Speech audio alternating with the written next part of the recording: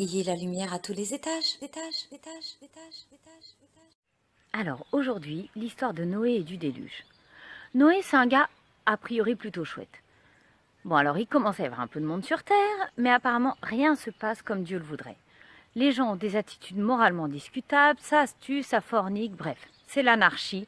Et là au milieu, Noé, il est posé, il est sage, il est avec sa femme, leurs 3 fils, leurs 3 belles-filles. Les choses se passent bien. Dieu décide d'exterminer tout le monde et de sauver Noé et sa famille. Me demandez pas pourquoi, je comprends pas toujours, je vous dis juste ce qui est raconté. Dieu explique à Noé qu'il va détruire tout le monde avec un déluge incroyable. Sauf que c'est pas facile à croire, puisque si on relit bien le début de la Bible, il a jamais plu sur terre. Jamais. Il y a de la rosée qui permet aux plantes de pousser, mais pas de pluie. Du coup, quand Dieu dit à Noé de construire un bateau, en plus loin de la mer, parce qu'il va pleuvoir, c'est quoi pleuvoir? Il a plutôt intérêt à être convaincant. Mais en fait, Noé, il n'a pas l'air de trop hésiter. Il fait son arche, puisqu'on l'a appelé comme ça, et il entre dedans avec les animaux, puisqu'il faut les sauver.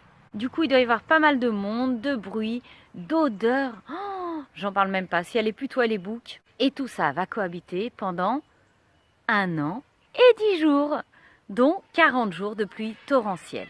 Voilà, bouglione à côté. Alors je vous laisse vous imaginer 1 an et 10 jours dans un espace clos qui sent le fennec, parce que si, ça doit aussi sentir le fennec, avec ta belle-mère. Si je résume, 1 an dans la chambre d'un ado qui n'a pas aéré avec ta belle famille. Et franchement, les championnes dans l'histoire, c'est pas les belles filles de Noé, honnêtement? Bon, après ils ont été occupés tous, hein. Fallait nourrir les animaux, se nourrir. Si on en croit les reproductions de l'arche, il y avait quand même un pont pour sortir. Mais les 40 premiers jours, il pleuvait non-stop. Ça a recouvert la terre d'après la Bible. Alors moi, j'ai le moral dans les chaussettes quand il y a 2 jours de pluie consécutifs, mais là, 40 jours, et dans la chambre de mon ado qui n'a pas aéré, et avec mes beaux-parents, bah vends-moi du rêve.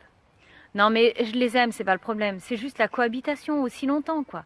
Bon après, c'est une belle pièce, hein. Ça fait 4000 m² sur 3 niveaux, donc grosso modo 12 000 m² minimum, mais quand même, j'espère au moins que personne n'a eu le mal de mer. Non mais imagine, l'éléphant qui a le mal de mer. Déjà, quand mon chat vomit, c'est pas joli, mais alors là... Finalement, toutes les bonnes choses ont une fin. Ils finissent par pouvoir descendre de l'arche quand l'eau a assez baissé. Et là, ils offrent des animaux en sacrifice. Bah, il y a des animaux qui ont vraiment dû se demander pourquoi on les avait sauvés. Alors, c'est que les animaux purs, et c'est vrai que dans les animaux purs, il y en avait 7 couples de chaque espèce, mais quand même. Pour le reste, ils sont chargés de repeupler la terre.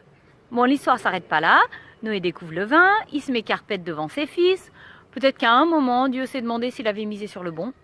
Mais trop tard, puisqu'à la sortie de l'arche, Dieu a promis que ce serait la dernière fois qu'il procéderait d'une façon aussi radicale. Pour preuve, il a mis un arc-en-ciel dans le ciel.